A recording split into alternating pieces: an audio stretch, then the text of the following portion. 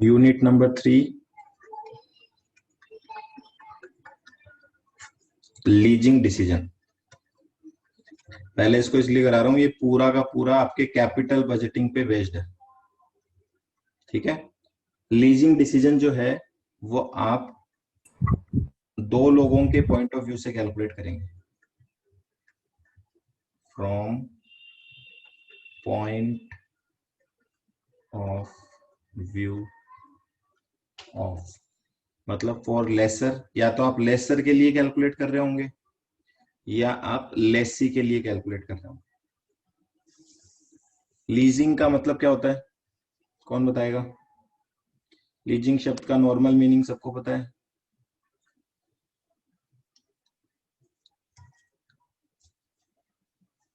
बोलो, लीजिंग का मतलब कौन बताएगा?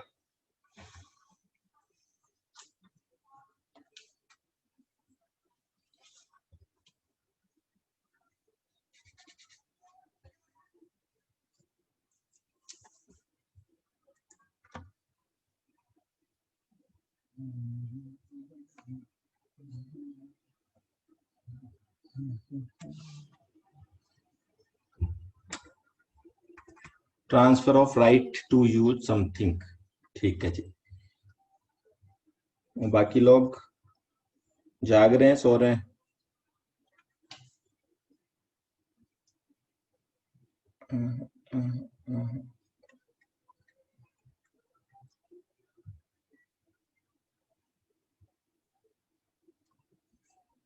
लंबे टाइम के लिए रेंट पे देना। ठीक है। तो कंसेप्ट सिंपल सा है, देखो यहाँ पे एक बार समझना, आप जो कैलकुलेशन करेंगे वो किसके पॉइंट ऑफ व्यू से करेंगे, तो क्या इंपैक्ट, क्या डिफरेंस आएगा, वो बात कर रहे हैं। मैं बात कर रहा हूँ ए लिमिटेड की, पहले समझना ए लिमिटेड का क्या पॉइंट ऑफ व्यू है। ए लिमिटेड लीजिंग बिजनेस करना चाहता है। लीजिंग बिजनेस में क्या होगा, ए लिमिटेड एक असेट परचेज करेगा। ठीक है। असेट जो इसने परचेज की है, उस असेट को बी लिमिटेड को लीज पे दे देगा।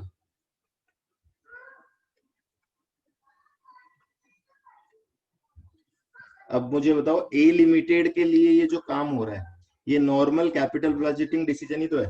ए लिमिटेड एक बिजनेस करना चाहता है, उसके कुछ इनफ्लो होंगे। इनफ्लो क्या होंगे? जो लीज रेंटल आएगा। देखो इसको पैसा क्या मिलने वाला है, लीज रेंटल। तो लीज रेंटल इसके लिए इनफ्लो होगा। ठीक है। असेट इसने खरीद रखा है, तो ये इसके लिए इनिशियल इन्वेस्टमेंट हो गया। असेट के ऊपर डेप्रिसिएशन आएगा, उसके ऊपर टैक्स शील्ड इसके लिए क्या हो जाएगी, इनफ्लो हो जाएगा। तो इस तरीके से नॉर्मल कैपिटल वेस्टिंग डिसीजन है। क्या क्या इनफ्लो आउटफ्लो होते हैं वो अभी हम डिस्कस कर लेंगे।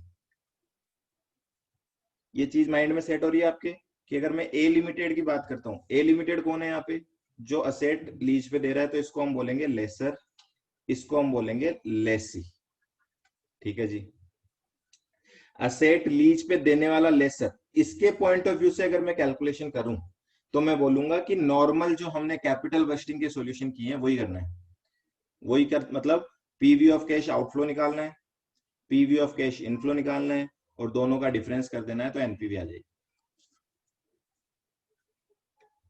बोलो जी, आ रही क्या बात समझ में?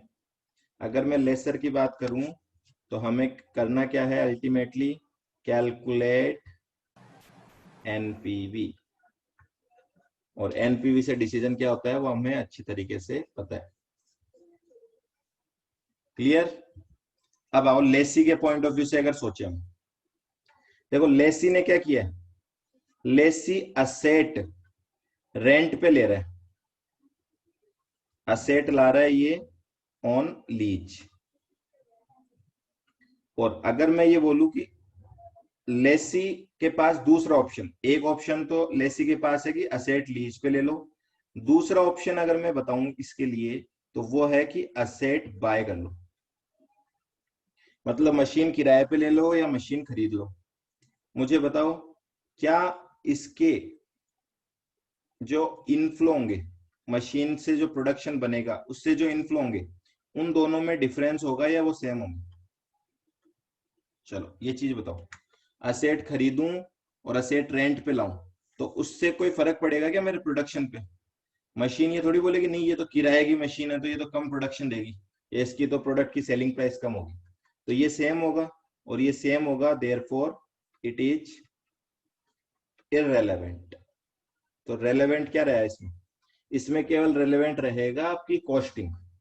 ठीक है, तो अगर मैं लेसी की बात कर रहा हूं, लेसी की अगर हम बात कर रहे हैं तो हम बोलेंगे क्या, calculate PV of cash outflow of both options. दोनों ऑप्शन की क्या निकालनी है, पीवी ऑफ कैश आउटफ्लो, और अकॉर्डिंगली आपको डिसाइड करना है। तो अब यहाँ पे समराइज अगर मैं करूं, लेसर की बात करोगे तो कुछ नया नहीं है, जो आपने फर्स्ट चैप्टर में किया है वही करना है। पीवीसीओ निकालो, पीवीसीआई निकालो, एनपीवी निकालो। ठीक है, अगर क्वेश्चन लेसर की बात कर रहा है। क्वेश्चन अगर लेसी की बात करेगा तो आपको एनपीवी नहीं निकालनी। आपको दो ऑप्शन दिए हुए होंगे क्वेश्चन में, एक असेट लीज पे लाना, एक असेट खरीद के लाना। दोनों की पीवी ऑफ कैश आउटफ्लो निकालो, जिसका पीवी ऑफ कैश आउटफ्लो कम होगा वो ऑप्शन हम चूज करेंगे। यहां तक सबको समझ में आ गया तो एक बार ओके लिख दो, फिर आगे क्वेश्चन पे चलते हैं। जिसको नहीं आया वो पहले लिख देना।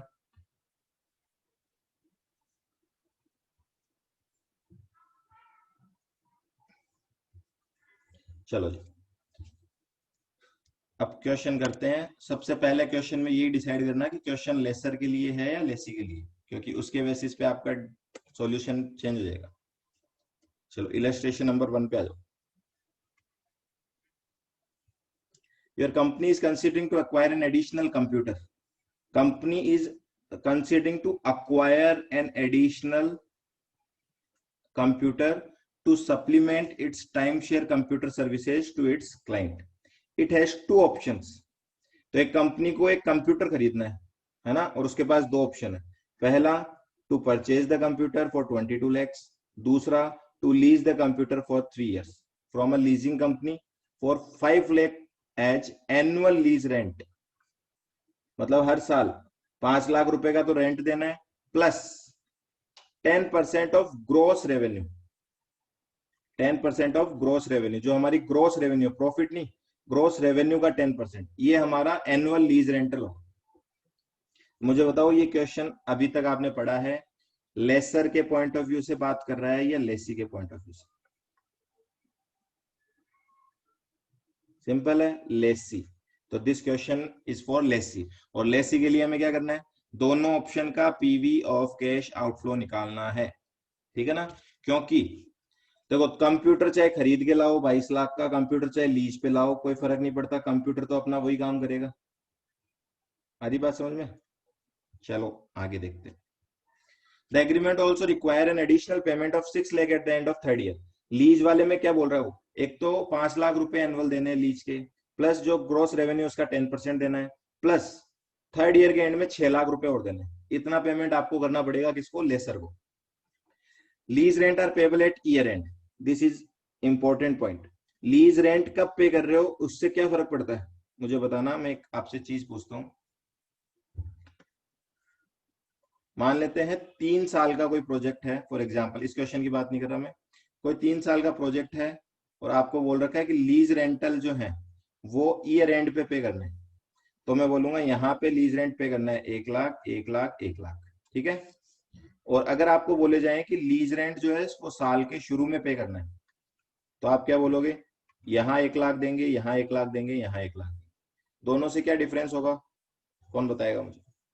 अगर आपको बोले lease rental eight the end of the year, इसको बोलते हैं इन एरियर। ठीक है ना, एक लैंग्वेज लिखी आएगी इन एरियर, और ये होता है इन एडवांस, मतलब साल के शुरू में अगर पेमेंट करते हैं। वेरी गुड, टाइम वैल्यू का फर्क पड़ेगा। ठीक है, सबको पता है ये चीज, क्योंकि देखो जब हम इन तीनों का प्रेजेंट वैल्यू निकालेंगे तो इसको पहले साल के पीवी फैक्टर से मल्टीप्लाई करेंगे फर्स्ट ईयर के, इसको पीवी फैक्टर से मल्टीप्लाई करेंगे सेकेंड ईयर के, इसको इसको पीवी फैक्टर से मल्टीप्लाई करेंगे थर्ड ईयर। जबकि जब हम इसकी बात करेंगे, इसके पीवी करने की जरूरत ही नहीं है, तो ये एज इट इज होगा। ठीक है, इसके पीवी फैक्टर से करेंगे मल्टीप्लाई फर्स्ट ईयर का, और इसको मल्टीप्लाई करेंगे पीवी फैक्टर से सेकेंड ईयर। बताओ क्या लगता है किसका पीवीसीओ ज्यादा आएगा,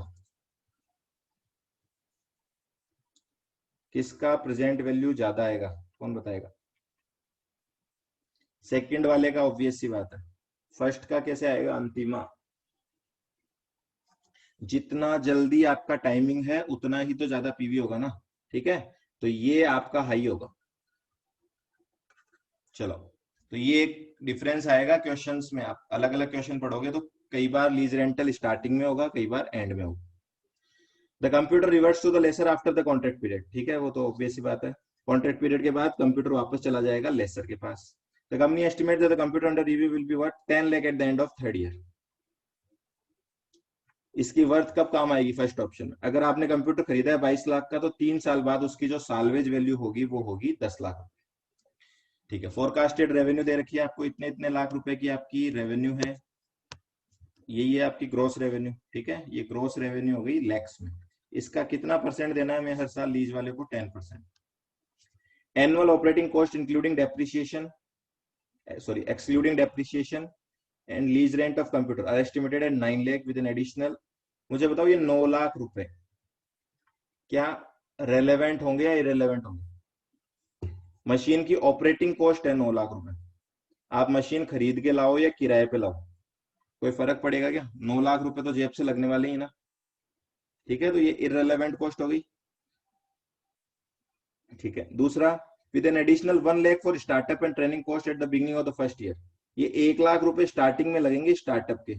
अब ये आपको एक बार देखो आगे, these cost are to be borne by lessee, चलो बता दिया उन्होंने, ये दोनों कॉस्ट लेसी को बियर करनी है, मतलब ये दोनों ही कॉस्ट क्या है, इररेलेवेंट। क्यों, क्योंकि ये दोनों कॉस्ट दोनों ऑप्शन में लगेगी।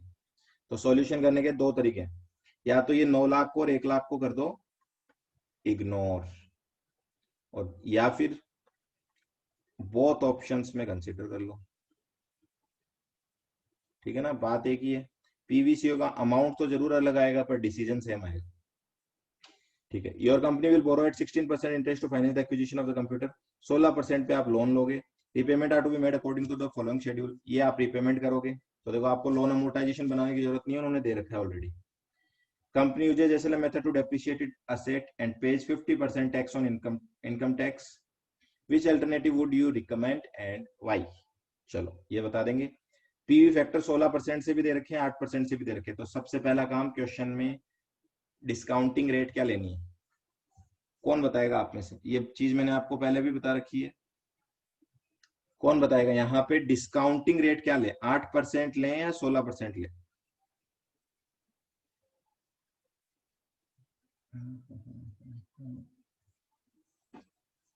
सोचो, थोड़ा सा दिमाग लगाओ,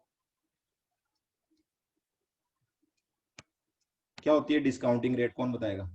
परसेंटेज को तो चलो छोड़ो एक बार, डिस्काउंटिंग रेट कौन सी लेते हैं हम, क्या हम केओ नहीं लेते क्या डिस्काउंटिंग रेट, के ओ,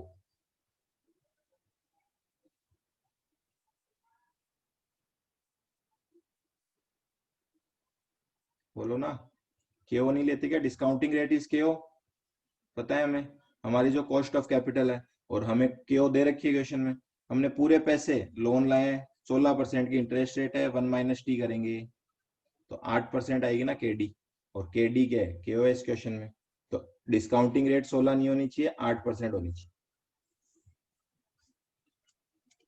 ओके, तो देखो सॉल्यूशन लिखते हैं, इसमें यहाँ पे आ जाएगा आपके इलस्ट्रेशन नंबर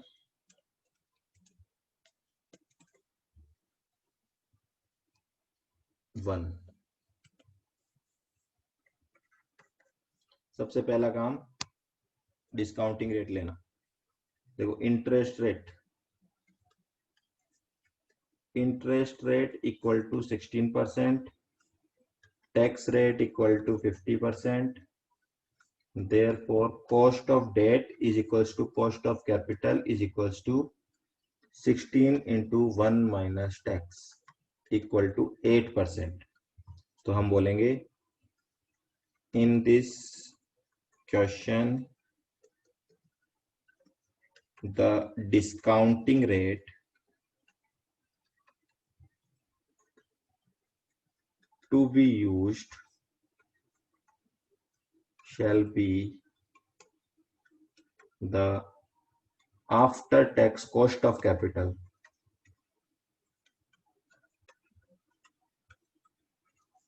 that is 8%, ठीक है। तो सबसे पहली चीज तो ये ध्यान रखिए, 8% से आप सोल्व करोगे, 16% से नहीं करना। चलो अब आपके पास क्वेश्चन है from the point of view of lessee. ठीक है, तो आप दो ऑप्शन बनाओगे। Option number 1, to buy the computer. Computer खरीदने के लिए टोटल कॉस्ट क्या क्या लगेगी आपके, वो निकालेंगे। फॉर्मेट बनाओगे 2 कॉलम का, पर्टिकुलर्स एंड रुपीज। चलो क्वेश्चन आपके सामने है, खरीदेंगे तो क्या क्या कॉस्ट लग रही है बताओ। T0 पे कितने रुपए लगेंगे, T0 पे कितने रुपए लगेंगे, हाउ मच।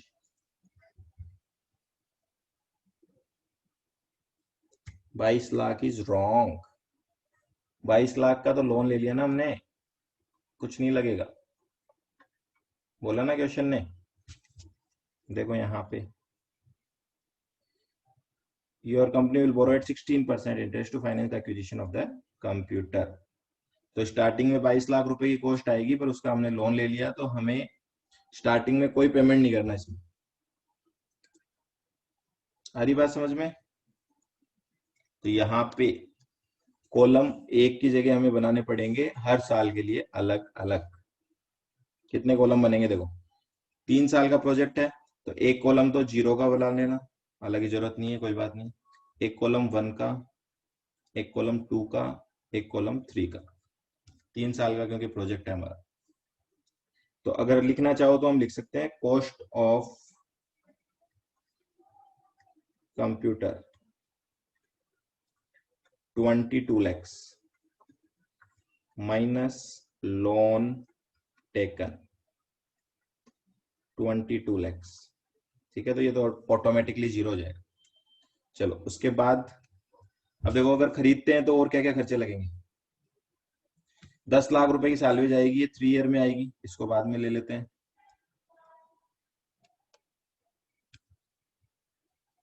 1 लाख रुपए की स्टार्टअप कॉस्ट आएगी, 9 लाख की ऑपरेटिंग कॉस्ट आएगी। दोनों को इग्नोर कर सकते हैं, चाहे तो दोनों को दिखा सकते हैं, चाहे तो दोनों ऑप्शन राइट है।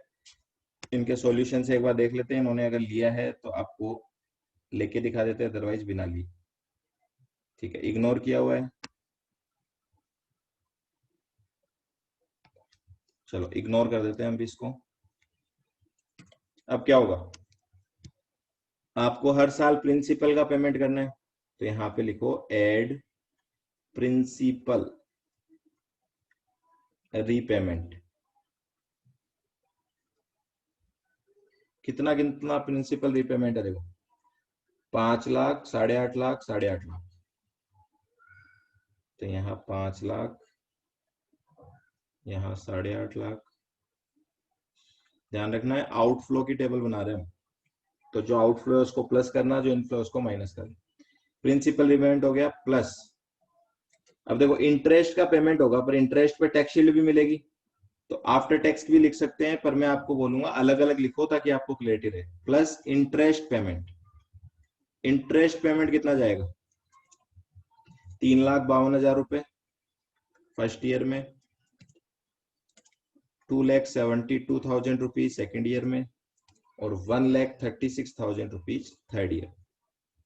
ठीक है, देखो इंटरेस्ट जो है वो कौन सा आइटम है, P&L का, तो इस पे हमें टैक्स का बेनिफिट मिलेगा, तो यहाँ पे लेस कर देते हैं टैक्स शील्ड ऑन इंटरेस्ट। ये चीज सबको समझ में आ रही है। इंटरेस्ट पे टैक्स शील्ड, टैक्स की रेट क्या है 50%, तो इसका 50% का बेनिफिट हो जाएगा। 3,52,000 का कितना हो जाएगा, 1,76,000। इसका कितना हो जाएगा 1,36,000, और इसका कितना हो जाएगा 68,000। बोलो ये चीज समझ में आ गई आपको, टैक्स शील्ड। अगर इंटरेस्ट का 3,52,000 रुपए का खर्चा लगेगा, तो उसकी वजह से आपका प्रॉफिट भी तो कम हो जाएगा, और प्रॉफिट कम होने की वजह से आपका टैक्स की सेविंग हो जाएगी। ठीक है, तो आप एक पॉइंट लिखोगे यहाँ, tax shield on interest. Clear है क्या। दूसरा एक टैक्स शील्ड मिलेगी आपको डेप्रिसिएशन की, तो वो भी लेस कर देते हैं, यहाँ पे इसको बोलते हैं डेप्रिसिएशन टैक्स शील्ड। ठीक है, इसको शॉर्ट में लिखेंगे आगे से DTS। डेप्रिसिएशन टैक्स शील्ड निकालने के लिए आपको निकालना है डेप्रिसिएशन, और डेप्रिसिएशन का मेथड क्या दे रखा है, एसएलएम मेथड। ठीक है, तो एसएलएम मेथड से पहले तो डेप्रिसिएशन निकालोगे।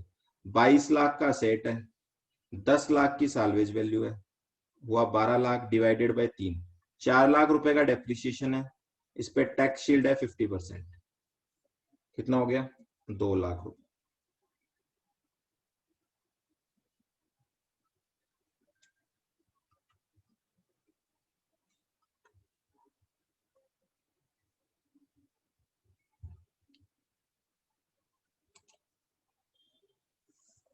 ठीक है, क्लियर है सबको। और एक लास्ट ईयर में क्या आने वाली है, साल्वेज। साल्वेज आएगी इसलिए लेस करेंगे, माइनस साल्वेज वैल्यू, क्योंकि आउटफ्लो बना रहे हैं हम। साल्वेज आएगी लास्ट ईयर में कितनी, 10 लाख रुपए, माइनस 10 लैक्स। कोई बता सकता है क्या, जब कंप्यूटर सेल होगा 10 लाख में तो कोई कैपिटल गेन या कैपिटल लॉस होगा या नहीं होगा? कैपिटल गेन लॉस होगा या नहीं होगा, विद रीजन बताना। नहीं होगा, रीजन है आपको पता है, एसएलएम मेथड है, तो डब्ल्यूडीवी भी 10 लाख है और सेल भी 10 लाख में हुआ है, तो कोई कैपिटल गेन लॉस नहीं होगा। ये आपकी आ जाएगी टोटल कैश आउटफ्लो, ये टोटल कैश आउटफ्लो आ गया आपका। ठीक है, ये 0, ये कितना हुआ,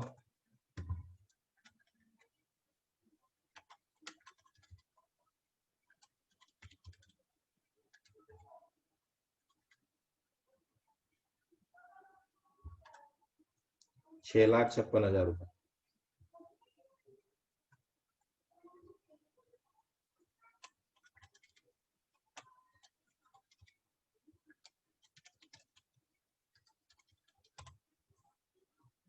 $7,86,000।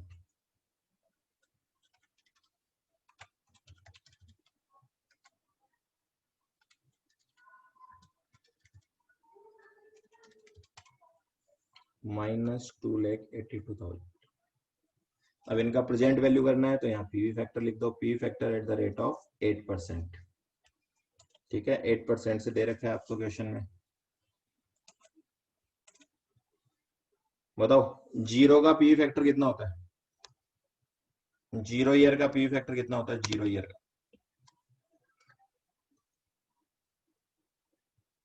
1 होता है ना, फिर 0.926, फिर 0.857, फिर 0.794। ठीक है जी, ये हो जाएगा आपका पीवी ऑफ कैश आउटफ्लो। ये 0, फर्स्ट ईयर का कितना हो रहा है, 4,76,000 आ रहा है फर्स्ट ईयर का।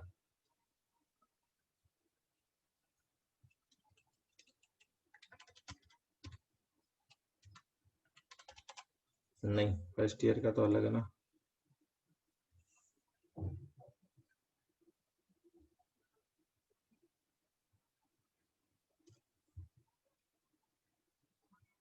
फोर 76 आउटफ्लो आ रहा है, टोटल गलत है क्या, चेक करो एक बार। 5 lakh plus 3,52,000 minus 1,76,000 minus 2 lakh.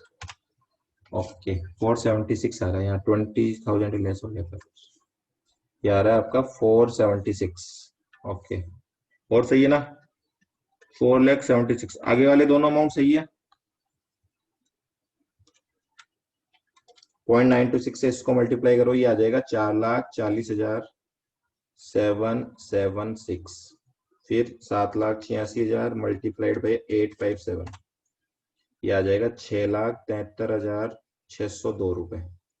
फिर 2,82,000 मल्टीप्लाइड बाई 0.794, ये आ जाएगा 2,23,908 रुपए। ठीक है, और इनका टोटल कर दो नीचे, तो ये आ जाएगा आपका total PV of cash outflow, 4,40,776 plus 676,323, ये माइनस में आएगा, लास्ट वाला माइनस में आएगा, इसको माइनस करो, माइनस 2,23,908। तो टोटल आ रहा है 8,90,470 रुपए। देखो क्लियर है सबको, सिंपल है आंसर एकदम।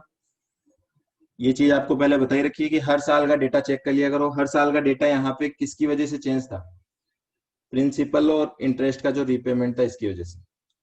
ठीक है, तो हर साल का डेटा अगर सेम है तो आप एक ही कॉलम से काम चला सकते हो।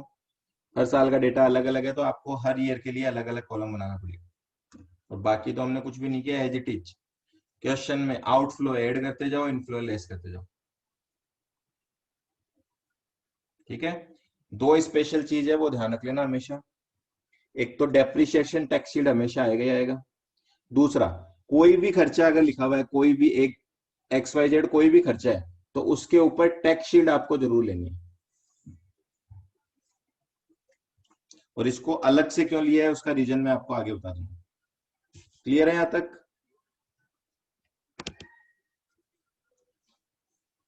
बी में आ जाओ, lease option. First by option था, सेकंड है लीज ऑप्शन। चलो लीज देखो कितना है। पहले तो ये बताओ लीज हर साल का सेम है या अलग अलग है? अलग अलग है तो अलग अलग कॉलम बनाते हैं, वरना एक ही कॉलम से काम हो जाएगा। देखो यहाँ लिखा हुआ है 10% ऑफ ग्रोस रेवेन्यू, जो कि हर साल अलग अलग है तो आपको अलग अलग कॉलम बनाने पड़ेंगे। तो एक कॉलम बना लेते हैं पर्टिकुलर्स का, देन जीरो का, जरूरत पड़ेगी तो। ठीक है, पर फॉर्मेट के हिसाब से बना दो 2 एंड 3। चलो अब क्वेश्चन आपके सामने है, आप छाटो, मुझे बताओ क्या क्या आउटफ्लो होने वाले हैं अगर लीज पे लेते हैं हम असेट को। तो सेकंड पॉइंट से स्टार्ट है, पढ़ना स्टार्ट कर दो यहाँ से। क्या क्या आउटफ्लो आपको लग रहा है अगर इसको लीज पे लेंगे? तो फर्स्ट आउटफ्लो है आपका 5 लाख रुपए का एनुअल लीज रेंटल। ठीक है, जो कि कब पे करना है देखो, एट ईयर एंड। तो कब से स्टार्ट होगा, एक साल के एंड से पे करना स्टार्ट होगा। तो यहाँ पे लिख देते हैं एनुअल लीज रेंटल। यहाँ पे 5 लाख रुपए, यहाँ पे भी 5 लाख रुपए, यहाँ पे भी 5 लाख रुपए। हाँ जी, टैक्स शील्ड है, अलग से लेंगे। मैंने बोला ना आपको हर खर्चे की टैक्स शील्ड लेनी है आपको। तो फर्स्ट इज रेंट हो गया, इसके साथ आप इसका लेस कर दो टैक्स शील्ड। ऐसे भी कर सकते हो, और एक साथ देखो फॉर्मेट कितने तरीके से भी बन सकते हैं इसके। Tax shield on annual lease rent,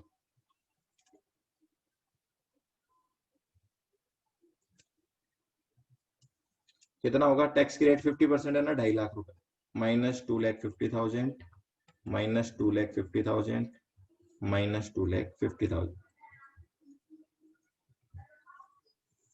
second, एक आपको क्या देना पड़ेगा, share in gross revenue plus share in gross revenue.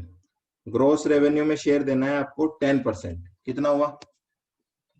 Again बताओ, इस पे भी टैक्स शील्ड मिलने वाली है, तो इसको अलग से लिख देंगे टैक्स शील्ड को। 22.5 लाख रुपए की सेल है, इसका 10% देना है। कितना देना है? 2,25,000 रुपए। फिर 25 लाख का 10%, 2.5 लाख रुपए। फिर 27.5 का 10%, 2,75,000 रुपए। इसकी लेस कर दो tax shield on share in gross revenue. आधा करो इसका, -1,12,500, -1,25,000, -1,37,500। ठीक है, और क्या देना है? 6 लाख रुपए देना है थर्ड ईयर पे, प्लस एडिशनल पेमेंट ये देना है थर्ड ईयर पे 6 लाख। और इसकी भी टैक्स शील्ड मिलेगी, tax shield on additional payment -3 lakh. और बताओ अगर लीज पे लिया है तो और कौन सा खर्चा नजर आ रहा है? कुछ नहीं है ना, और तो इतना ही है। जो आपकी ऑपरेटिंग कॉस्ट है और 1 लाख है, ये तो इग्नोर कर दिया हमने। बताओ डेप्रिसिएशन टैक्स शील्ड आएगी क्या इस ऑप्शन में?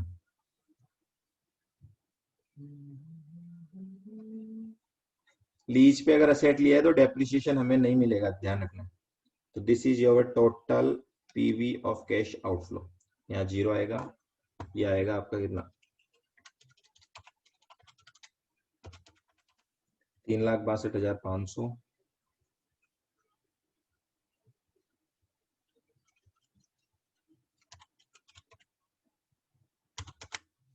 3,75,000।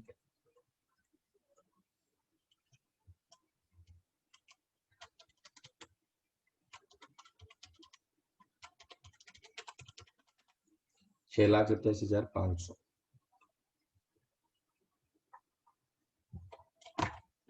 ठीक है जी। तो यहाँ पे लिख दो total, sorry, this is total cash outflow, not PV of cash out. यहाँ पे करेंगे PV factor at the rate of 8%। This is 1, this is 0.926, 0.857 और 0.794। तो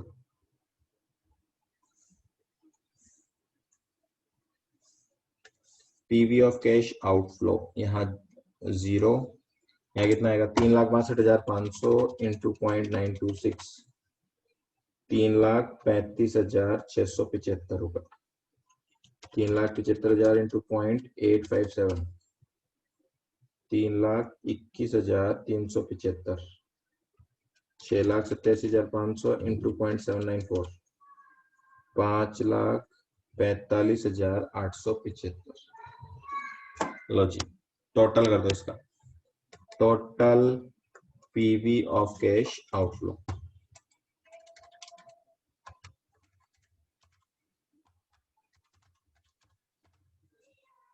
12,02,925। विच ऑप्शन इज बेटर, बोलो दोनों में से कौन सा ऑप्शन बेटर है, लीज पे लेना कि बाय करना?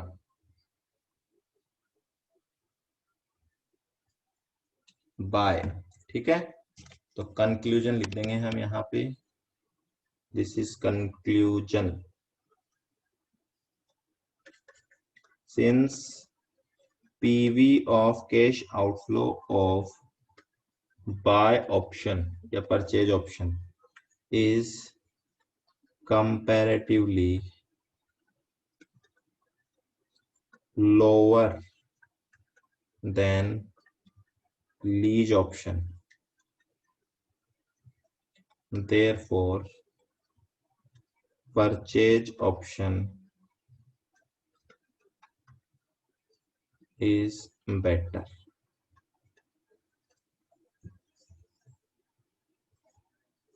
क्लियर है? देखो इस फॉर्मेट को और भी तरीके से कर सकते हैं हम, कितने तरीके। एक हम कर सकते हैं annual lease rent after tax कर दें इसी कॉलम में,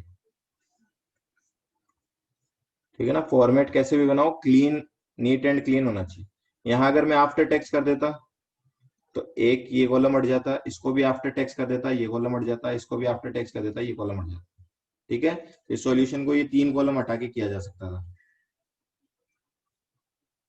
ठीक है, दूसरा एक तरीका और था, तीनों खर्चों को पहले एक साथ लिख दो, ठीक है, टोटल लगा दो और फिर वहां पे लेस कर दो क्या, टैक्स शील्ड।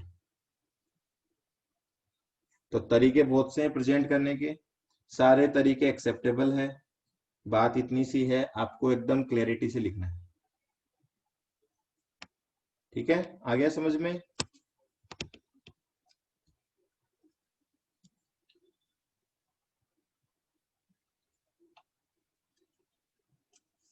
सबको समझ में आ गया क्या?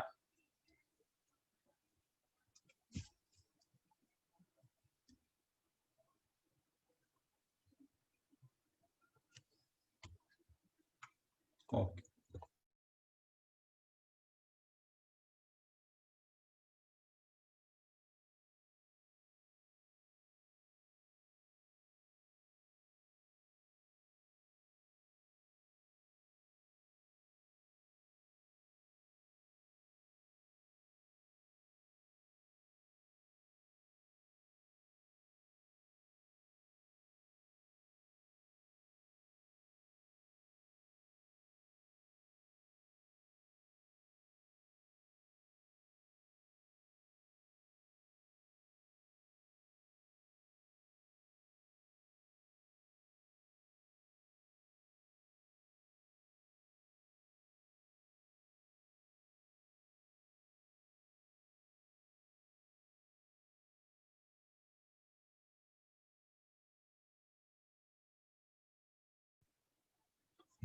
चलो इलस्ट्रेशन नंबर 2 पे आ जाता है।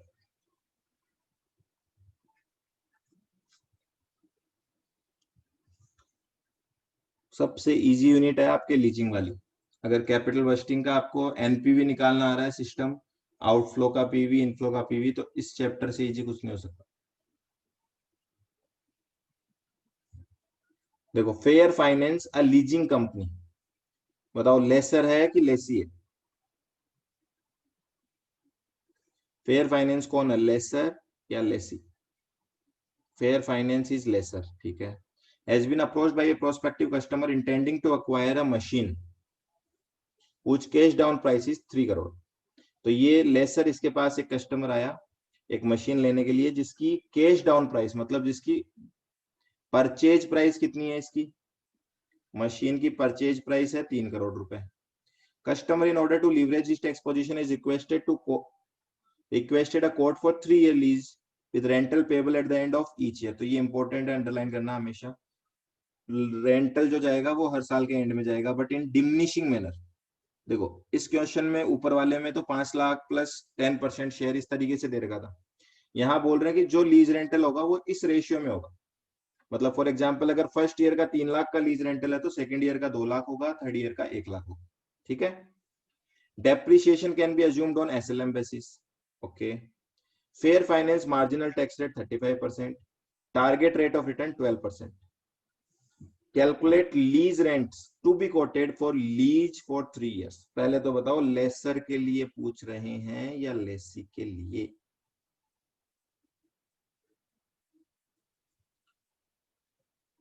लेसर के लिए या लेसी के लिए, किसके लिए पूछा जा रहा है? Lessor, very good. दूसरी बात, इस क्वेश्चन में आपको ये नहीं पूछ रहे कि प्रोजेक्ट करें या नहीं करें। तो लेसर के लिए जब होता है तो आपको पता है एनपीवी निकालनी होती है नॉर्मल। इनफ्लो दे रखे हैं, आउटफ्लो दे रखे हैं। आउटफ्लो क्या है इसके लिए, ये मशीन खरीदेगा, ये इसके लिए आउटफ्लो है। इनफ्लो क्या है इसके लिए, लीज रेंटल। तो आपको ये नहीं बोल रखा कि आपको प्रोजेक्ट लीज पे देना चाहिए या नहीं देना चाहिए, आपको पूछ रहे कितना लीज रेंटल हो कि आप 12% कमाओ। तो क्या मैं 12% को आईआरआर बोल सकता हूं क्या?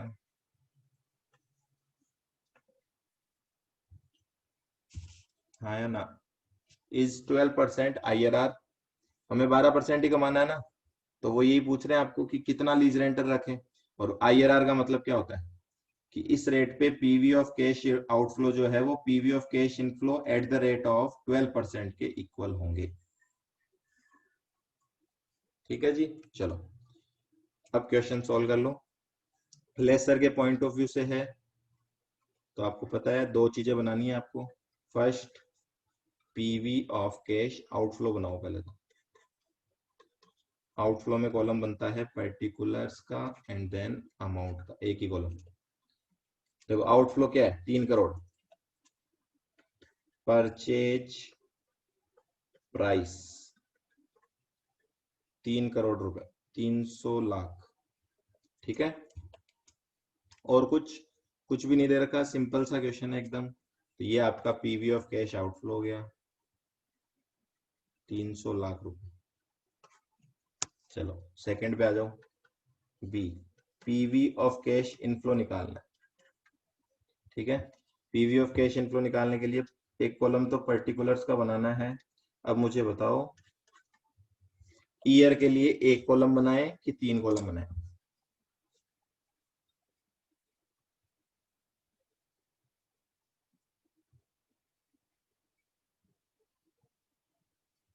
तीन, वेरी गुड, क्योंकि हर साल का रेंटल अलग अलग है, दिख रहा है आपको। 1 2 3। इनफ्लो क्या है हमारे लिए, एनुअल लीज रेंट। तो मैं अगर फर्स्ट ईयर वाले को 3x मानूं तो ये 2x हो जाएगा और ये x हो जाएगा। करेक्ट है क्या? लिख सकते हैं ऐसा, annual lease rental 3x 2x और x, ठीक है। एक खर्च, ये हमारे लिए इनकम है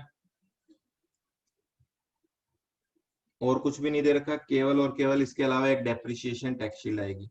तो एनुअल लीज रेंटल जो है, क्या इन पे टैक्स लगेगा या नहीं लगेगा?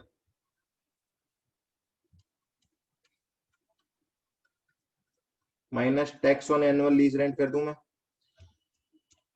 टैक्स की रेट दे रखी है 35%, तो इसका 35% निकालो। 35 का 1.05x minus 0.70x minus 0.35x। ठीक है, यहां तक कोई दिक्कत नहीं है। डेप्रिसिएशन में क्या होगा, डेप्रिसिएशन की वजह से टैक्स शील्ड मिलेगी तो ऐड हो जाएगा, क्योंकि इनफ्लो का कॉलम है, ध्यान रखना ये चीज है। डेप्रिसिएशन टैक्स शील्ड ऐड हो जाएगी यहाँ पे। हर साल का डेप्रिसिएशन सेम है, एसएलएम मेथड दे रखा है। कितना है, 1 करोड़। देखो 3 करोड़ की आपकी मशीन है, 3 साल की लाइफ है, तो ये हो गया 1 करोड़ इंटू 0.35, तो 35 लाख रुपए का इनफ्लो हो गया आपका, 35 लाख रुपीज का।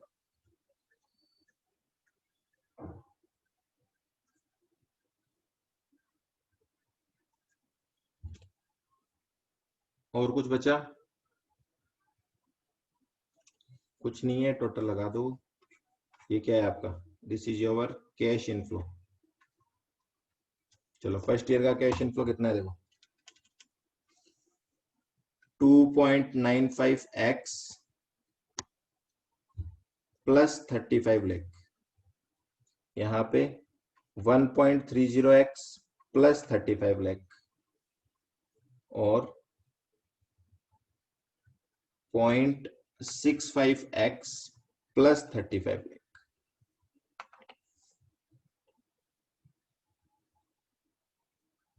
1.95, ठीक है, 1.95x। ये लो जी, अब क्या करना है, पीवी फैक्टर लिखने हैं यहाँ पे एट द रेट ऑफ 12%। निकालो कितने होते हैं, 1 डिवाइड बाई 1.12। फर्स्ट ईयर का आएगा 0.893, फिर कितना आएगा 0.797, फिर कितना आएगा 0.712। मल्टीप्लाई कर देंगे तो आ जाएगा पीवी ऑफ कैश इनफ्लो। कर दो 1.95 इंटू 0.893, तो ये आ जाएगा 1.74x प्लस 35 लाख का करो, 35 लाख इंटू 0.893, 31,22,25,500। ठीक है जी, ऐसे आ जाओ। फिर 1.3 इंटू 0.797, तो ये आ जाएगा 1.04x plus 35 lakh into 0.797, 27,89,500। And third 0.712 से मल्टीप्लाई करना है, एक तो 0.65 को, तो आ जाएगा 0.46x प्लस 35 लाख से और करो, 24,92,000। टोटल लगा दो, this is your total PV of cash inflow. 1.74 plus 1.04 plus 0.46, 3.24x। ये मैंने राउंड ऑफ किया, आप टोटल लिखना चाहो टोटल भी लिख सकते हो। 31,25,500 प्लस 27,89,500 प्लस 24,92,000, ये हो गया आपका 84,07,000। लो जी, the company wants to earn 12% return, therefore PVCI at the rate of 12% should be equal to PV of cash outflow। तो ये हो जाएगा 3.24x plus 84,07,000 equal to PV of cash outflow कितना, 300 लाख। तो x की वैल्यू निकालो यहाँ।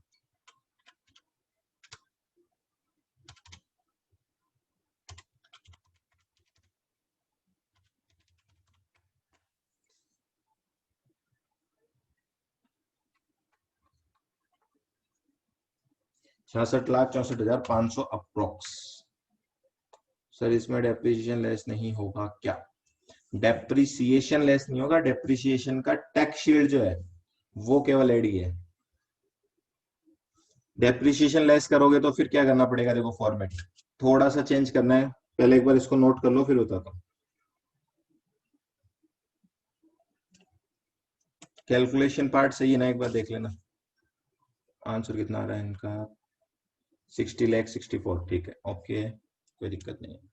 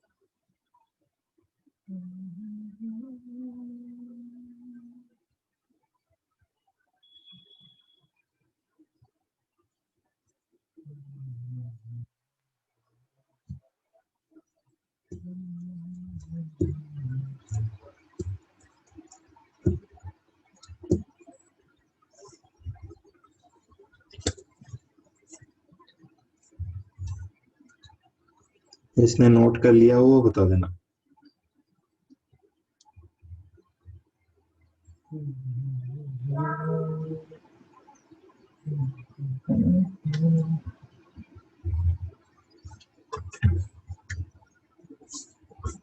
ठीक है, चलो अब एक चीज मैं आपको समझा रहा हूँ, उसको देखना।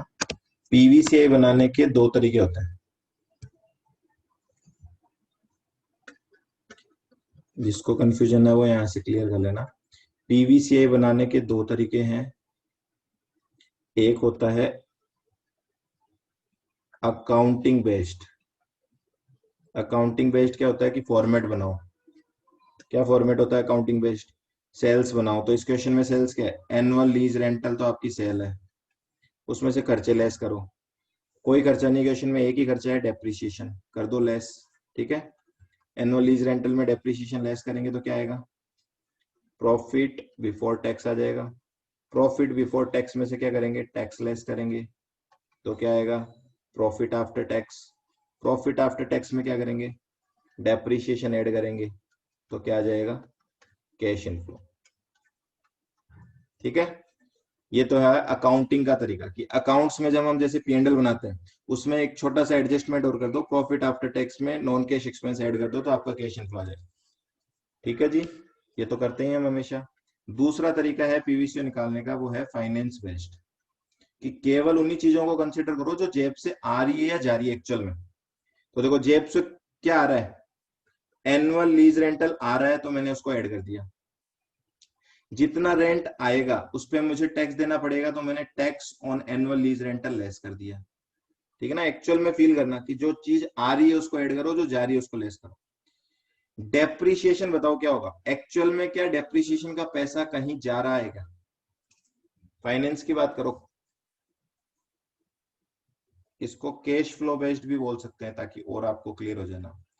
एक्चुअल में डेप्रिसिएशन का पैसा कहीं नहीं जा रहा तो कहीं नहीं लिखना, पर डेप्रिसिएशन की वजह से टैक्स तो बचेगा ना मेरा, तो मैं बोलूंगा टैक्स का पैसा आएगा मेरे पास, टैक्स ऑन डेप्रिसिएशन, मतलब depreciation tax shield. Tax shield on depreciation लिख दो या डेप्रिसिएशन टैक्स शील्ड लिख दो। ये लो, ये तीन आइटम यहाँ पे इनको जोड़ दोगे तो कैश इनफ्लो आ जाएगा। दोनों तरीके से आंसर सेम आएगा। ये वाला तरीका तो हमने अप्लाई किया ही है, आप इस फॉर्मेट से बना के निकाल के देख लो। 2 मिनट का टाइम दे रहा हूँ आपको, फटाफट इस फॉर्मेट से बना लो, केवल फर्स्ट ईयर का बना के देख लो, सेम आएगा। केवल फर्स्ट ईयर का डेटा यहाँ पे लिखो, आंसर वही आएगा जो हमने कैश फ्लो बेस्ड बनाया है। तो अकाउंटिंग बेस्ड बनाओ या ऐसे बनाओ, दोनों तरीके करेक्ट है। होमवर्क है? अरे इसमें क्या होमवर्क है, 2 मिनट का काम है। देखो एनुअल लीज रेंटल फर्स्ट में क्या लिखा था हमने? 3x। डेप्रिसिएशन कितना था? 100 lakhs। तो ये कितना हो गया? 3x minus 100 lakhs.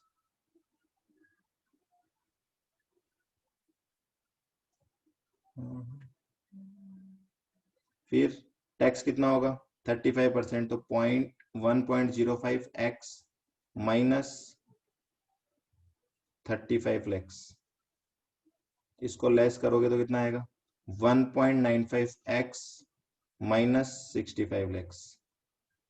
डेप्रिसिएशन दोबारा ऐड कर दो इसमें प्लस 1 लाख, तो कितना आएगा 1.95x plus sorry minus 5,50,000, sorry कितना है ये, प्लस 35 लेगा क्या, प्लस 35 लैक्स। देखो हमारे में कितना आ रहा था, ये आ रहा था क्या 1.95x प्लस 35 लैक्स, करेक्ट है।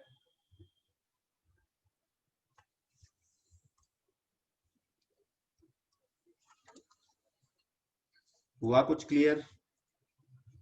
हरीश, हर्ष किसने पूछा था, हरीश ने पूछा था शायद। सबको क्लियर हुआ क्या? फॉर्मेट दिखाने के दोनों तरीके राइट है, इसीलिए मैं बोल रहा हूँ आपको बहुत तरह के प्रेजेंटेशन है यहाँ पे, कोई सा भी प्रेजेंटेशन करो पर नीट एंड क्लियर होना चाहिए, उसमें ऐसे नहीं होना चाहिए कि पता नहीं किस तरीके से सोल्व कर रहा हो।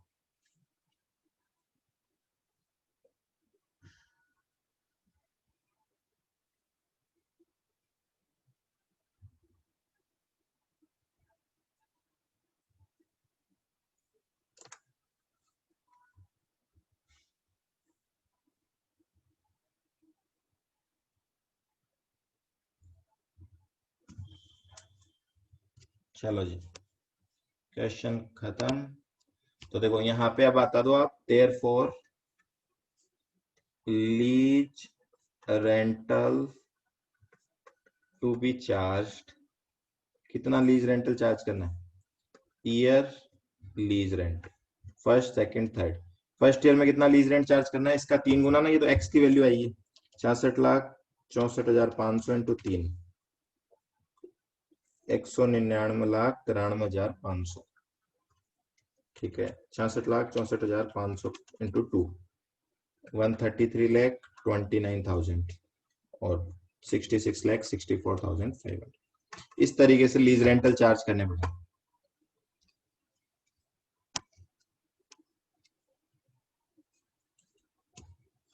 चलो जी आगे आ जाते हैं, एक बार इसको छोड़ो, ये थोड़ा सा फॉर्मेट बढ़ाएगा।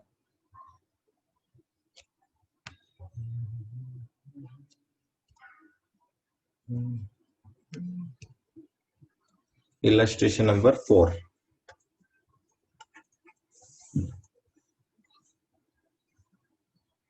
Elite Builders has been approached by a foreign embassy.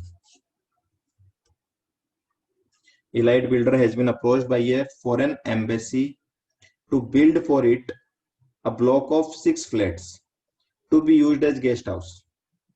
चलो क्या है यहाँ पे, इलाइट बिल्डर्स तो है बिल्डर जिसके पास एक कस्टमर आया है जिसका नाम, जिसकी कैटेगरी दे रखी है फॉरेन एम्बेसी, बोल रहे हैं आप 6 फ्लैट हमें बना के दे दो। As per the terms of the contract the foreign embassy would provide Elite Builder the plan and land costing 25 lakh, ठीक है। फॉरेन एम्बेसी इलाइट बिल्डर को क्या देगी, लैंड देगी, सेल नहीं करेगी, केवल लैंड इसको दे रहे हैं वो, क्यों दे रहे हैं कि इस लैंड के ऊपर आप 6 फ्लैट बना के हमें दे दो, ठीक है। Elite builder would build flat at their own cost, flat की कॉस्टिंग किसको बियर करनी है, इलाइट बिल्डर्स को, and lease them to foreign embassy. तो देखो किस चीज की लीजिंग हो रही है, फॉर 15 ईयर्स, यहां तक एक बार रीड किया है मैंने, इसको बेसिस बना के पहले ये बताओ लेसर कौन है, लेसी कौन है, और कौन से एसेट की लीज की जा रही है। चलो फटाफट से बताएंगे, हु इज द लेसर, एक तो लेसर का नाम बताओ यहाँ पे, दूसरा लेसी कौन है, तो ये एक सही है तो दूसरा भी हो जाएगा, तीसरा असेट क्या है, कौन से असेट की लीजिंग हो रही है।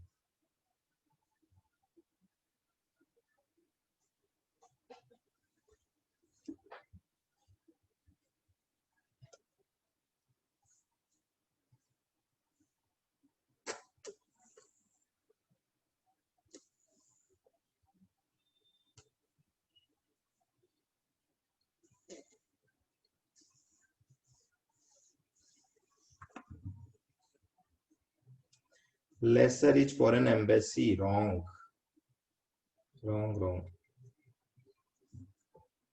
देखो इस लाइन को पढ़ो,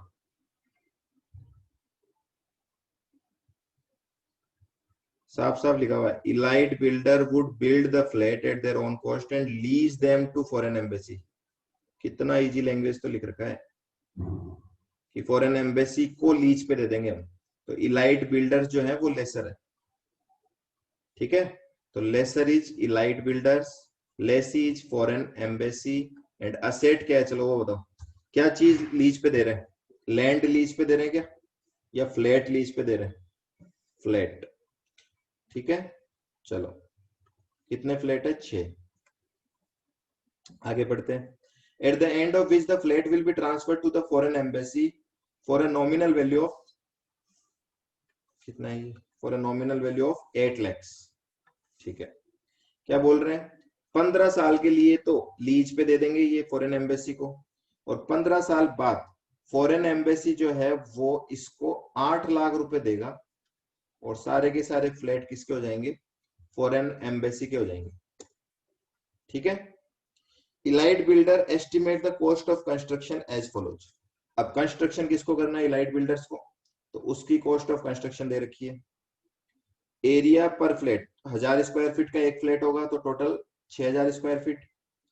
कंस्ट्रक्शन 400 रुपए स्क्वायर फीट कंस्ट्रक्शन कॉस्ट है। रजिस्ट्रेशन कॉस्ट है 2.5% of construction cost. Elite builder will also incur 4 lakh each in year 14 and 15 towards repair, ठीक है। Elite builder proposes to charge the lease rental as follows. अब Elite वाला lease rent कैसे ले रहा है, 1 से लेके 5 साल तक तो नॉर्मल, 6 से लेके 10 साल तक 120% ऑफ नॉर्मल, और 11 से लेके 15 साल तक 150% ऑफ नॉर्मल।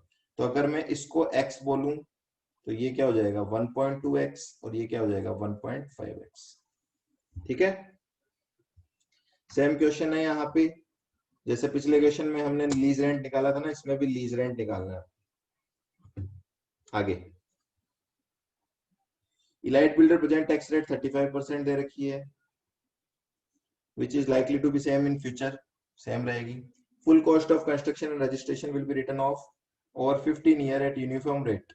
देखो यहाँ पे फिर से पढ़ना, क्या SLM मेथड बोला है क्या, या ये बोला है कि the full cost of construction and registration. बताओ, SLM मेथड बोला है या फिर उन्होंने खुद ने डेप्रिसिएशन का तरीका बताया? SLM नहीं है ये, SLM मेथड लिखा है क्या कहीं पे? SLM मेथड में तो सालवेज लेस करते हैं ना, ठीक है। SLM नहीं है, अच्छे से लिखा है उन्होंने, the full cost of construction, construction का जितना भी खर्चा लगेगा प्लस रजिस्ट्रेशन का जो खर्चा लगेगा उसको 15 साल के लिए क्या करेंगे, डेप्रिशिएट या right of, and will be allowed for tax purposes.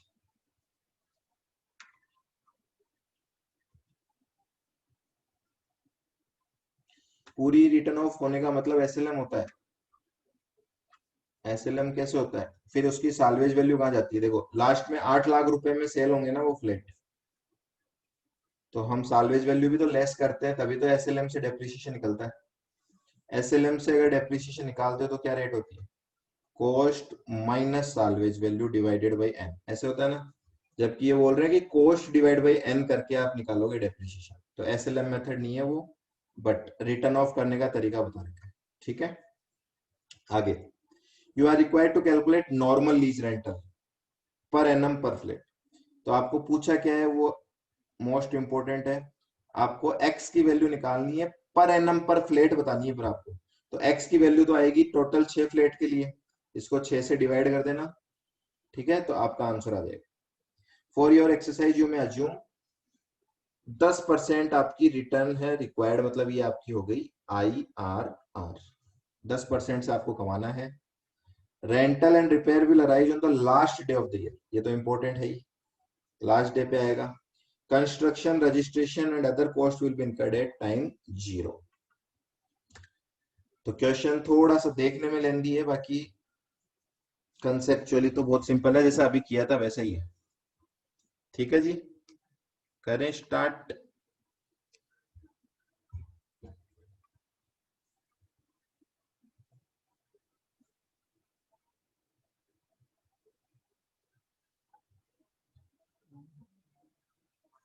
देखो इसमें आउटफ्लो, इनिशियल आउटफ्लो क्या हो रहा है? इनिशियल आउटफ्लो तो हो रहा है आपका कंस्ट्रक्शन की कॉस्ट लग रही है और रजिस्ट्रेशन की कॉस्ट लग रही है, ठीक है। उसके बाद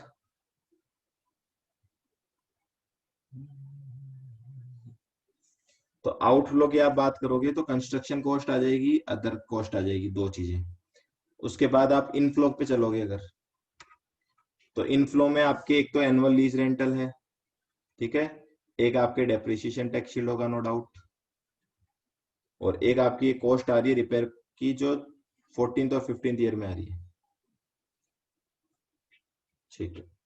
हाँ जी, क्या बोल रहे हैं सर? सी पॉइंट क्या बोल रहा है लास्ट? सी पॉइंट बोल रहा है कंस्ट्रक्शन की कॉस्ट, रजिस्ट्रेशन की कॉस्ट वो T0 पे लग रही है। T0 क्या होता है? आज, टुडे, तो उनका प्रेजेंट वैल्यू करने की जरूरत नहीं।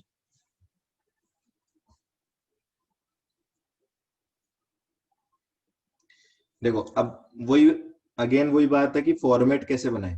तो एक तरीका तो वही नॉर्मल फॉर्मेट जैसे हम बनाते हैं उस तरीके से कर सकते हो इसको। एक तरीका है कि आप हर पॉइंट को अलग अलग सोल्व कर दो, ठीक है, ईयर के कॉलम नहीं बना के हर चीज की अलग अलग प्रेजेंट वैल्यू निकाल दो।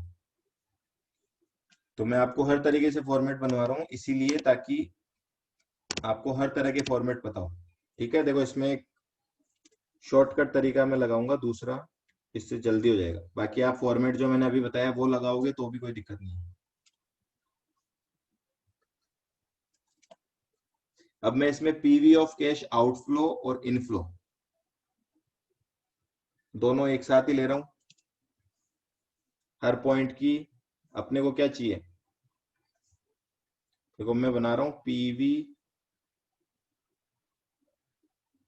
ऑफ कैश इनफ्लो मानते हुए लगा रहे हैं हम, तो ठीक है, प्लस माइनस अच्छे से देख लेना। Number 1, cost of construction, cost of construction. चलो ऐसे नहीं करो, आप करो ऐसे ही चलो ताकि थोड़ा सा और, पहले पीवीसीओ निकाल देते हैं। कॉस्ट ऑफ कंस्ट्रक्शन बताओ कितनी है? एक फ्लैट है 1000 स्क्वायर फीट का, टोटल 6 फ्लैट बना के देने, एक फ्लैट की कंस्ट्रक्शन कॉस्ट है 400 रुपए।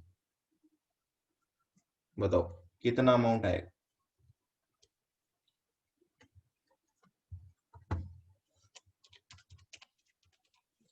24 लाख रुपए, बस 24 लाख रुपए, ठीक है। दूसरा, रजिस्ट्रेशन कॉस्ट, रजिस्ट्रेशन कॉस्ट कितनी बता रखी है? इसका 2.5%, 24 लाख का 2.5%, कितना?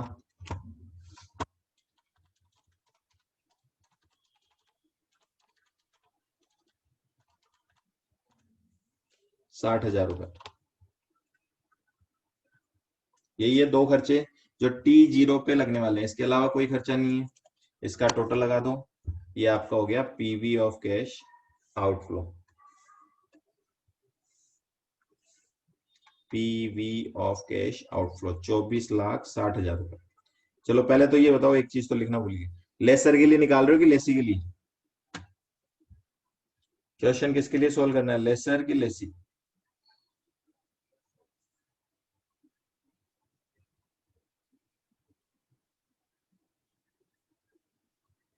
लेसर के लिए निकाल रहे हैं, ठीक है। इसीलिए नॉर्मल कैपिटल बस्टिंग की तरह एक पीवीसीओ का कॉलम बना दिया। Second point is for PVCI, PV of cash inflow.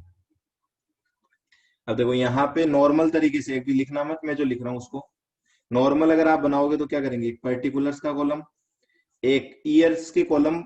अब 15 बनाने हैं कम बनाने हैं वो आप डिसाइड करोगे। 15 साल का प्रोजेक्ट है, जिन जिन साल का डेटा है उनको कॉमन ले सकते हैं। देखो डेप्रिसिएशन जो है वो तो सेम ही है हर साल का, तो वो उसकी वजह से कोई दिक्कत नहीं आएगी। लीज रेंटल की वजह से आएगा, तो 1 से 5 का कॉलम बना सकते हैं हम, 6 से 10 का कॉलम बना सकते हैं हम। उसके बाद 11 से 13 का कॉलम बना सकते हैं हम, 14 का अलग बनाना पड़ेगा, 15 का अलग बनाना।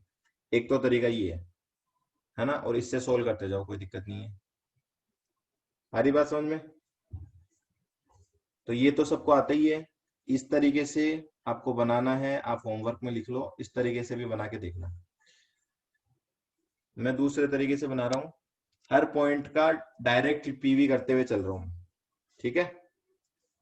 तो पॉइंट नंबर वन बात कर रहे हैं, PV of annual lease rent after tax. चलो, PV of annual lease rent after tax. Annual lease rent क्या है? देखो, ईयर 1 to 5 तक कितना लीज मिलने वाला है? एक्स, ठीक है। और एक्स को क्यूमुलेटिव से मल्टीप्लाई करो, डिस्काउंटिंग रेट है 10%, 10% के 5 साल का क्यूमुलेटिव पी फैक्टर कितना होता है? कौन बताएगा?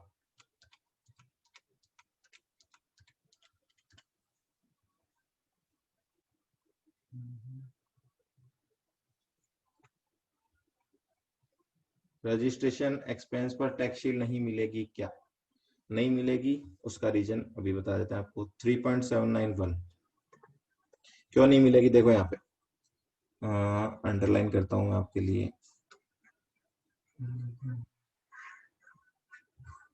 देखो यहाँ क्या लिखा हुआ है, full cost of construction and registration will be return of over 15 year. मतलब रजिस्ट्रेशन कॉस्ट को भी राइट ऑफ करना है। इसका मतलब registration cost P and L में गई या बैलेंस शीट में? बताओ। रजिस्ट्रेशन कॉस्ट को अगर राइट ऑफ करने का बोला है तो वो हमने बैलेंस शीट में ऐड की है या पी एंड एल में? राइट ऑफ कौन सी चीज को करते हैं? जो असेट में होता है। What are you doing Antima? P and L में कैसे जाएगा बेटा? जिसको राइट ऑफ करते हैं ना हम, वो तो असेट साइड का कोई आइटम होता है।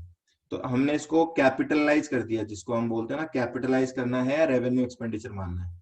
तो रजिस्ट्रेशन कॉस्ट को पी एंड एल में नहीं लेके गए, उसको किया है कैपिटलाइज। और कैपिटलाइज वाली चीजों को या तो राइट ऑफ करते हैं या डेप्रिशिएट करते हैं, ठीक है। टैक्स बेनिफिट किस पे मिलते हैं? जो पी एंड एल में जाते हैं। Right of P and L से होता है, हाँ वो आप बोल सकते हो। तो वो तो हर साल होगा, अगले 15 सालों के लिए राइट ऑफ करेंगे, ठीक है। तो टैक्स शील्ड रजिस्ट्रेशन के खर्चे पे नहीं मिलेगी, रजिस्ट्रेशन का खर्चा जो राइट ऑफ होगा उस पे मिलेगी, ओके। तो एक्स आपका लीज रेंट है, इनटू क्यूमुलेटिव पी फैक्टर कर दिया मैंने, इनटू आफ्टर टैक्स करने के लिए क्या करूं? 1 माइनस टी। टैक्स रेट कितनी दे रखी है क्वेश्चन में? 35%। तो 1 माइनस टी कर दो, 1 माइनस 0.35। लो जी, इससे तो फर्स्ट ईयर का आ जाएगा पीवी। बताओ इससे प्रेजेंट वैल्यू आ जाएगी क्या? फिर 6 टू 10 का, फिर 11 टू 15 का, सबका ऐसे ही कर दो। 6 टू 10 का लीज रेंटल क्या होगा? 1.20x इंटू 6 से 10 साल का क्यूमुलेटिव पी फैक्टर बताओ, 10% का। 6 से 10 साल का बताना, ध्यान रखना।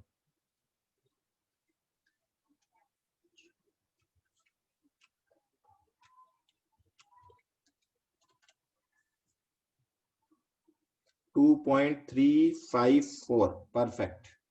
2.354। और आफ्टर टैक्स करना है तो क्या करूं? 1 माइनस 0.35 से मल्टीप्लाई कर दो। ऐसे ही चलते हैं थर्ड पे। इसका लीज रेंटल कितना होगा? 1.50x इंटू 11 से लेके 15 साल का क्यूमुलेटिव पीवी फैक्टर 10% से।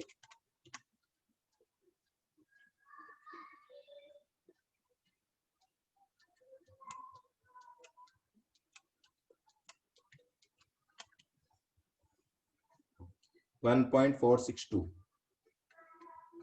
और इसको किससे मल्टीप्लाई कर देंगे? 1 माइनस 0.35। लो जी, कर दो। फर्स्ट का कितना आएगा? 3.791 इंटू 0.65, ये आएगा 2.46415x, देन 2.354 इंटू 0.65 इंटू 1.2, ये आएगा 1.83612x, एंड लास्ट आएगा 1.462 इंटू 0.65 इंटू 1.5, 1.42545x। तीनों का टोटल करो और इस आउटर कॉलम में लिखो।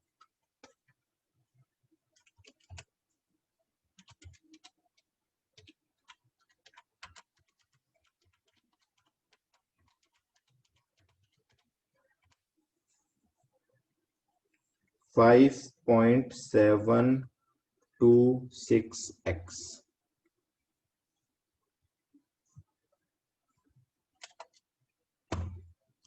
बताओ इस स्टेप में कोई दिक्कत है क्या किसी को?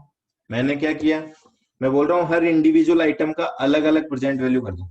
तो एनुअल लीज रेंटल का मैंने प्रेजेंट वैल्यू कर दिया आफ्टर टैक्स करके डायरेक्टली, ताकि एक टैक्स का कॉलम अलग से नहीं बनाना। ठीक है, मैं अकाउंटिंग मेथड नहीं कर रहा हूं, मैं कैश फ्लो वाले मेथड से चल रहा हूं। तो जो पैसा आ रहा है एक्चुअल में वही लेना, जो पैसा जा रहा है एक्चुअल में वही लेना। क्लियर है क्या यहां तक? ये वर्किंग है।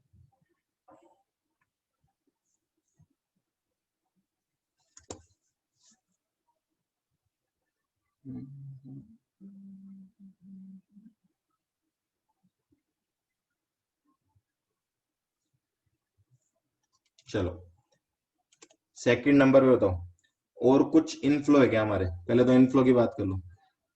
प्रोजेक्ट में इनफ्लो एक तो आएगा लीज रेंटल, इसके अलावा कोई इनफ्लो है क्या?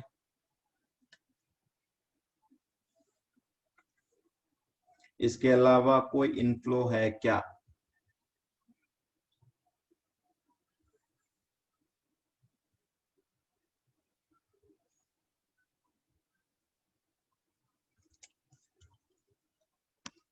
8 lakhs, ठीक है, जो लास्ट ईयर में आएगा। चलो पहले, उससे पहले मैं कुछ और लिख रहा हूँ, वो भी आपका 8 लाख है, पर ईयर वाइज चलते हैं। तो एक तो हर साल लीज रेंटल आएगा, एक हर साल डेप्रिसिएशन की टैक्स शीट बचेगी। तो मैं बोलता हूँ PV of tax, PV of depreciation tax sheet.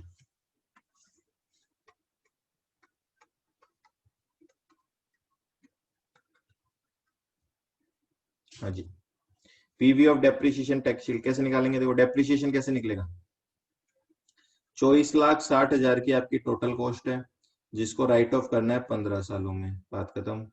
ठीक है, तो ये तो हो गया डेप्रिसिएशन इनटू, इसका पीवी निकालना है आपको।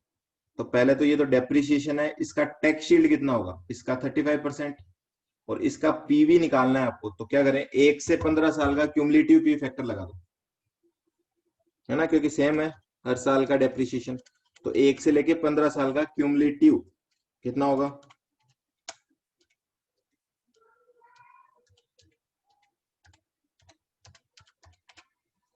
7.606। लो जी, कर दो और लिख दो आउटर कॉलम में 24,60,000 डिवाइड बाई 15 इंटू 35% इंटू 7.606। तो ये आपका अमाउंट आ रहा है 4,36,584, 4,36,584 रुपए। ठीक है जी, ये तो दोनों इनफ्लो है इसलिए मैंने ऐड कर रखे। एनुअल लीज रेंटल भी इनफ्लो है और डेप्रिसिएशन टैक्स शील्ड भी हमारे लिए इनफ्लो है। थर्ड नंबर, एक आपकी रिपेयर्स कॉस्ट लगेगी, उसकी पीवी कर दो, PV of repairs at T14 and T15, दो जगह लगेगा ना खर्चा। कितना खर्चा दे रखा है? 4 लाख रुपए। तो क्या करें, 4 lakh PV of repairs at T14 and T15 after tax लिख रहा हूं मैं, ठीक है ना, एक साथ ही। 4 लाख रुपए, इसको आफ्टर टैक्स करने के लिए करें तो क्या करें, इंटू 1 - 0.35, और इसका पीवी करना है। तो केवल ध्यान रखना है यहाँ पे पीवी फैक्टर क्या लोगे आप, 14th ईयर का और 15th ईयर का ऐड करके ले लो एक साथ।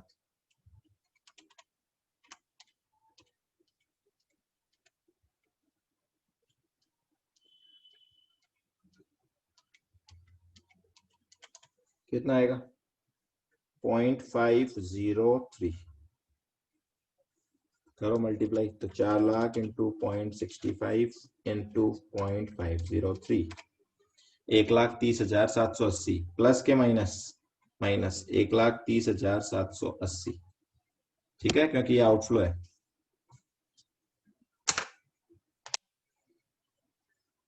हो गया पॉइंट नंबर 3। अब आगे आ जाओ, पॉइंट नंबर 4 पे आ जाओ। सालवेज मिल रही है आपको, जो नाम से मिल रही है वही नाम लिखो। देखो, flat will be transfer to for a nominal value of 8 lakhs। ठीक है, तो अमाउंट पीवी भी लिखना पड़ेगा ना, PV of amount at which flats are transferred. 8 lakh रुपए, 8 लाख रुपए में ट्रांसफर करेंगे तो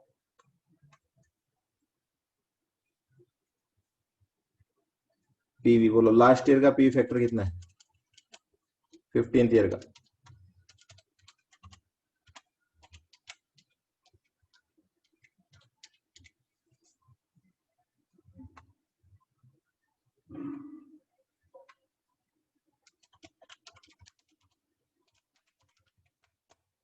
वन 1,91,200, ये इनफ्लो है 1,91,200।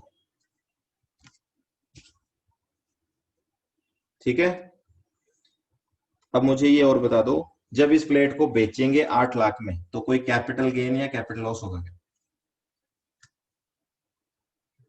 लास्ट एक एडजस्टमेंट ये बचता है, जब इनको सेल आउट करोगे तो कोई कैपिटल गेन या लॉस होगा क्या?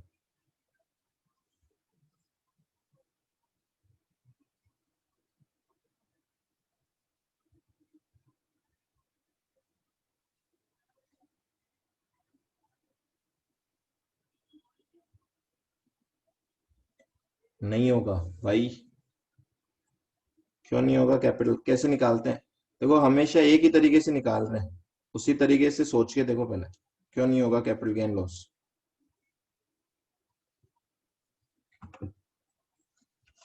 WDV कितनी है, चलो बताओ, दो चीजें देखते हैं ना हमेशा। WDV कितनी है? 0, क्योंकि हमने सब कुछ तो राइट ऑफ कर दिया, और सेल कर रहे हैं 8 लाख पे, तो पूरा 8 लाख ही तो कैपिटल गेन है। आई ये बात समझ में? WDV और सेल दो चीजें देखते हैं, तो WDV तो 0 बची ना आपकी फ्लेट की, क्योंकि सब कुछ राइट ऑफ कर दिया हमने। तो यहाँ पे हम बोलेंगे PV of tax on capital gain. Capital gain पे आपको टैक्स देना पड़ेगा, उसका प्रेजेंट वैल्यू निकालना। कैपिटल गेन कितना है? 8 लाख। उस पर टैक्स कितना है? 35%। और उसका पीवी करेंगे तो कितना आएगा? 0.3239 से। तो करो 8 लाख इंटू 35% इंटू 0.239, 66,920। ये टैक्स है इसलिए माइनस में लिखो, 66,920 रुपए।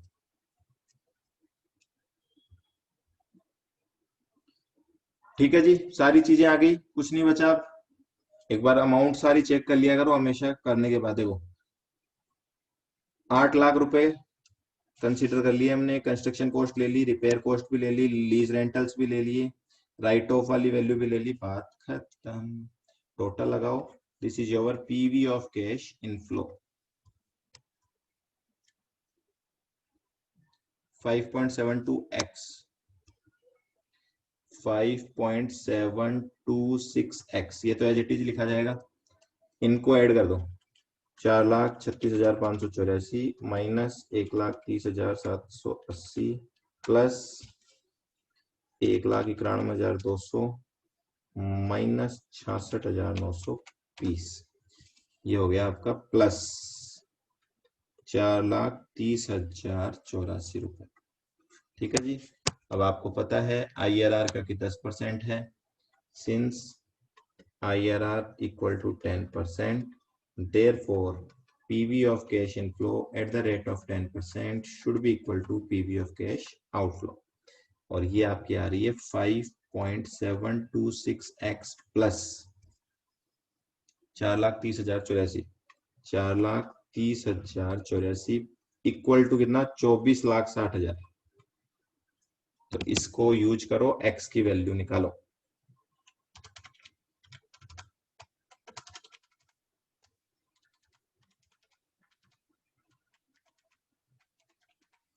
x की वैल्यू आ रही है यहां से 33,54,500 रुपए approx.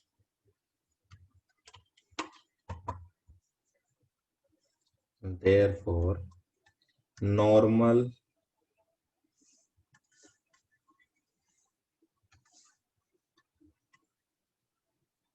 Lease rent per annum per flat equal to कितना, ये तो टोटल लीज रेंट होगी ना 3,54,500, इसको डिवाइड कर दो कितने 6 से, 6 फ्लैट है ना, तो पर फ्लैट आ जाएगा 59,083 रुपीज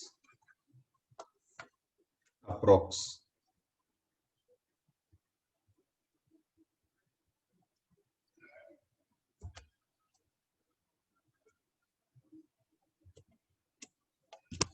चेक द आंसर 59,000, ठीक है, करेक्ट है आंसर। लो जी,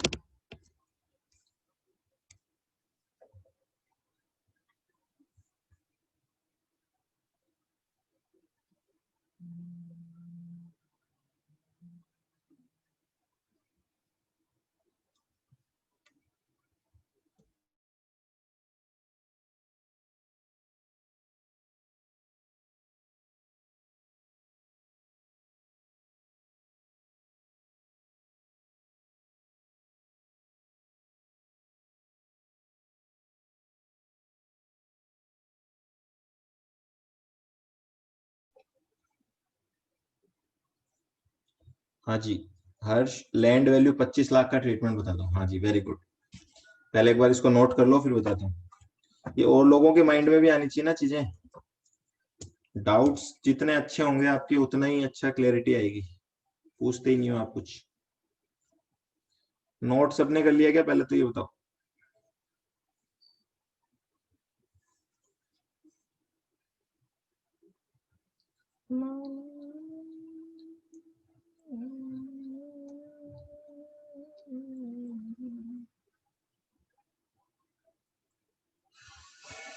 अब एक चीज देखना, इस क्वेश्चन को मैंने इस फॉर्मेट में किया है पीवीसीआई वाले। आपको मैंने अभी फॉर्मेट बताया था, आप ईयर के कॉलम बना के करना चाहते हो नॉर्मल अकाउंटिंग वाले फॉर्मेट से, तो उससे भी कर सकते हो। आंसर एज इट इज ये आएगा, कोई डिफरेंस नहीं आएगा, ठीक है। बट जब आपको ये चीज हमेशा ध्यान रखना का, जब भी आपको ये दिया हुआ होता है ना लीज रेंटल निकालना है, तो क्योंकि फर्स्ट वैल्यू हम सबसे पहले वैल्यू क्या लिखते हैं सेल्स, और इसके अंदर सेल्स क्या है हमारी लीज रेंट, वो अगर एक्स में आती है तो आगे क्या होता है फिर जितने भी हम टोटल लगाते हैं उनमें ये बार बार डिस्टर्ब करता है। इसलिए यहाँ पे वो वाले फॉर्मेट की जगह इंडिविजुअल हर आइटम की प्रेजेंट वैल्यू करना क्या हो जाएगा, इजी हो जाएगा। तो वो डिपेंड करता है सबके ऊपर, कईयों को ये इजी लगता है, कईयों को वो लगता है, जो आपको अच्छा लगता है वो फॉर्मेट बनाना। ठीक है, मैंने आपको हर तरह के फॉर्मेट बता दिए। सबने कर लिया क्या नोट अब?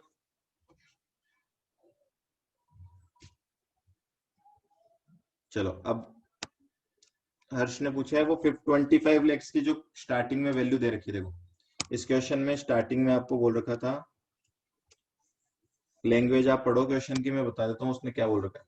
एक तरफ इलाइट बिल्डर्स है, एक तरफ फॉरेन एम्बेसी है। बोल रहे हैं कि फॉरेन एम्बेसी इलाइट बिल्डर्स को लैंड देगी, उस लैंड की कीमत है 25 लाख रुपए, ठीक है। मतलब लैंड जो ट्रांसफर हो रही है उसकी कॉस्ट 25 लाख है। ऐसा नहीं बोल रखा कि उसके बदले ये 25 लाख देगा। तो लैंड की कीमत कितनी है उससे कोई फर्क नहीं पड़ रहा ना, क्योंकि लैंड का तो कोई क्वेश्चन ही नहीं है। लैंड के ऊपर फ्लैट बना के ये देगा इसको, तो बात आती है इन 6 फ्लैट की। अगर ये बोला जाता कि लैंड ट्रांसफर होते वक्त ये 25 लाख रुपए इसको देगा, तो ये इसका क्या हो जाता, PV of cash outflow add हो जाता, ठीक है। जबकि ऐसा नहीं लिख रखा, क्वेश्चन को पढ़ो, उसमें बोला है कि लैंड कॉस्टिंग 25 लैक्स, लैंड की कॉस्ट 25 लाख है, तो वो फॉरेन एम्बेसी की पड़ी होगी ना 25 लाख की कॉस्ट, तो फॉरेन एम्बेसी के लिए तो हम निकाल ही नहीं रहे, फिर तो लीज का क्वेश्चन बनता ही नहीं।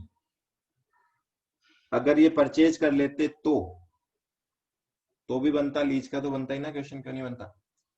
देखो अगर मान लेते हैं ये लैंड परचेज कर लेता, तो ये लैंड का भी ओनर हो जाता और फ्लैट का भी ओनर हो जाता, और फिर इसने फ्लैट लीज पे दे दिए, तब भी बनता क्वेश्चन। तो क्वेश्चन तो दोनों ही तरीके से बनता, बट इसकी एजम्पशन देखनी है बस आपको। ये 25 लाख का पेमेंट हो रहा है, ये 25 लाख लैंड की कॉस्ट है, तो क्वेश्चन पढ़ के हमें पता लगता है कि 25 लाख केवल कॉस्ट है। देखो आपको मैं पढ़वा देता हूँ ऊपर, यहाँ पढ़ो क्या लिखा हुआ है, As per the terms of the contract, the foreign embassy would provide elite builders the plans and the land costing 25 lakhs. ठीक है, प्लान्स देंगे और लैंड देंगे जिनकी कॉस्ट 25 लाख है, वो हमें पे नहीं करनी, वो फॉरेन एम्बेसी वाला पे करेगा.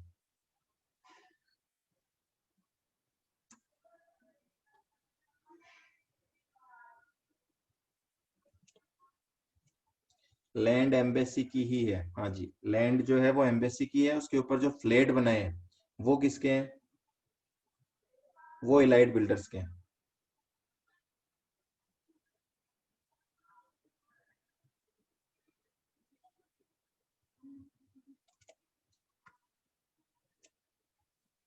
क्लियर है यहां तक सबको?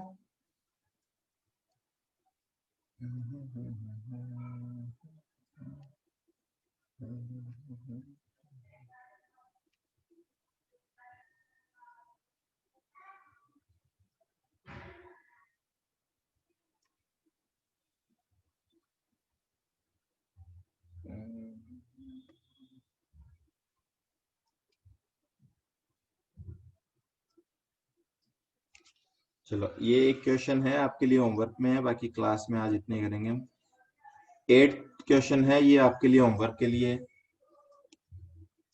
सारा डेटा बहुत अच्छे से दे रखा है इसके अंदर, हर एक चीज. ठीक है, और लेसी के पॉइंट ऑफ व्यू से क्वेश्चन है, तो आपको यहाँ पे दो ऑप्शन की, दोनों की पीवी ऑफ कैश आउटफ्लो निकालनी है.